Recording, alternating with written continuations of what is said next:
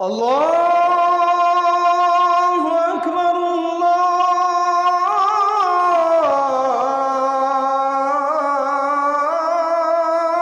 আকবার। 24 ঘন্টা দুই জিনিস আমাদের বিরুদ্ধে লেগে থাকে। এক হলো আমাদের মনের চাহিদা নফস, আরেক হলো শয়তান। বাহিরে থেকে শয়তান, ভেতরে থেকে নফস।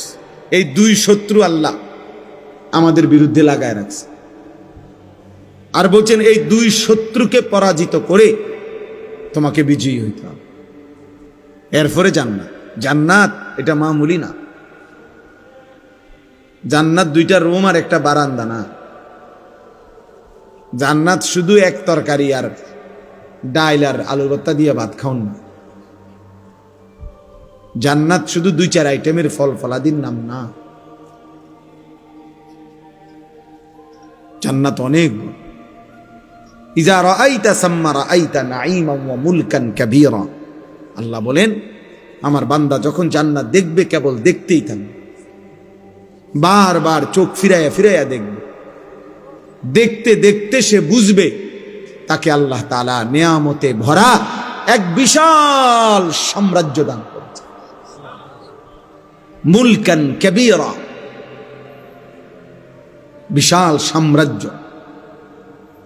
বিশাল এরিয়া না, বিশাল সাম্রাজ্য। সবচেয়ে ছোট জান্নাত আল্লাহ নবী সাল্লাল্লাহু আলাইহি ওয়াসাল্লাম বলছেন 10 দুনিয়া বরাবর। 10 দুনিয়া বরাবর। সর্বশেষ যেই লোক জান্নাতে যাবে তার জান্নাত। আমরা যেমন নবীকে বিশ্বাস করি, খোদার কসম এই কথাও আমি কমপক্ষে ইয়াকিনের সাথে বিশ্বাস করি। আলহামদুলিল্লাহ। কারণ আমরা বিশ্বাস করি আল্লাহর এই কথা, রসুলের এই কথার মধ্যে এক জাররা পরিমাণও সন্দেহ নেই। তোমরা বেনামাজি যুবক, তোমাদের সন্দেহ হইতে পারে, তোমরা আসলে আল্লাহর ব্যাপারে সন্দিহান,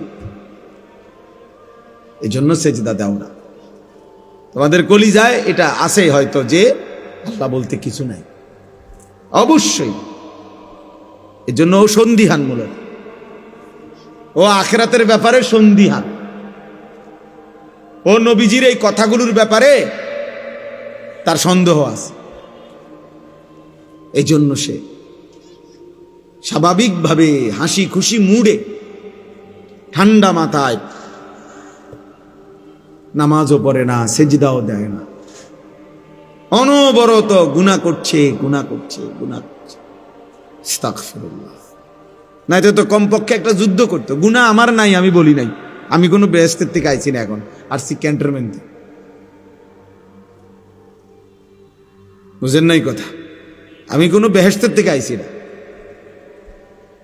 গুনাহ আমার নাই, আমি এটা বলি নাই। কিন্তু এটা কেমন গুনাহ যে 24 ঘন্টা, 24 বছর, 12 বছর, 10 বছর, 1 বছর এক তালে, এক রঙে, এক ঢঙ্গে গুনাহ। এটা কি ধরনের নাফরমান ভাই? এত গাদ্দার, এত চূড়ান্ত বেয়াদব, এত নিকৃষ্ট বেয়াদব,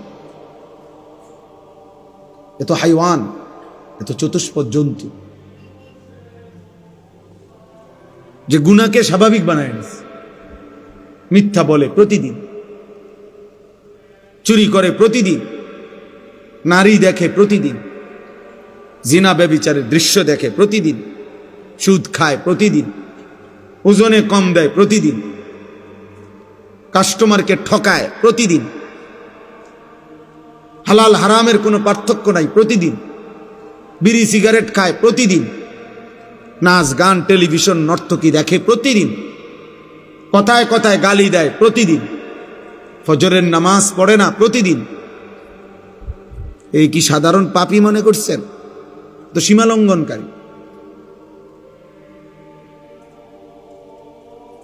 এত সীমালঙ্ঘনকারী, এত বেয়াদব, এত গাদ্দার।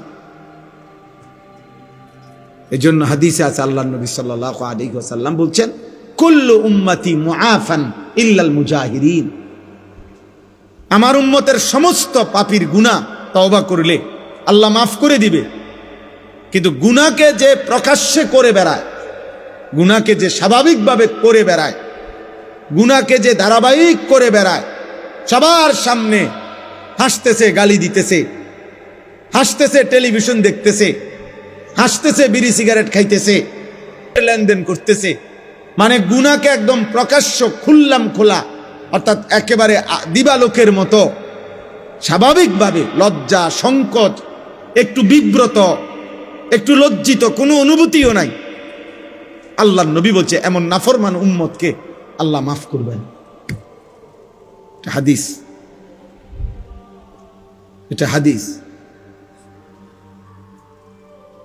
সামনে দিয়া বয়স্ক লোক যায়, দাদা যায়, নানার বয়সী লোক যায়, আলেম ওলামা যায়, ওমা এই নাফরমান দাঁড়াইয়া আছে যে দাঁড়াইয়া আছে, মোবাইল দেখতেছে যে দেখতেছে, তার সামনে দিয়া মনে 30 জন লোক মসজিদে ঢুকছে, নামাজে গেছে, ওরা নামাজ পইরাও আবার মসজিদ থেকে বের হইয়া এদিক দিয়া গেছে, কিন্তু এই অপদার্থ মোবাইল টিপতেছে তো টিপতেই আছে, অথচ সে মুসলমানের বাচ্চা।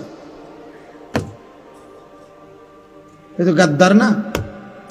কথা বলেন না, এই গাদ্দার না? সে মানে কিরে এতগুলো মানুষ মসজিদে ঢুকলো আমার সামনে আবার বের হইল, একটা জলজ্জান্ত নামাজের ওয়াক্ত চলে যাচ্ছে, মসজিদের জামাত হয়ে গেল, আজান হইল, একামত হইল, আহা ওমা এটা কি নাফরমান, এটা কি হাইওয়ান, এটা মানুষের বাচ্চা হয় কেমনে, এটা মুসলমানের বাচ্চা হয় কেমনে? মুসলমানের ঘরে জন্ম নিলে এত বড় গাদ্দার হয় কেমনে? যে সামান্যতম লজ্জাত হওয়ার কথা যে জিন্নারিল্লাহ, আমিও তো একজন মুসলমান, এতগুলো মানুষ আমার সামনে মসজিদে যায়, আমি কি যাব না? আমার কি কখনোই সময় হবে?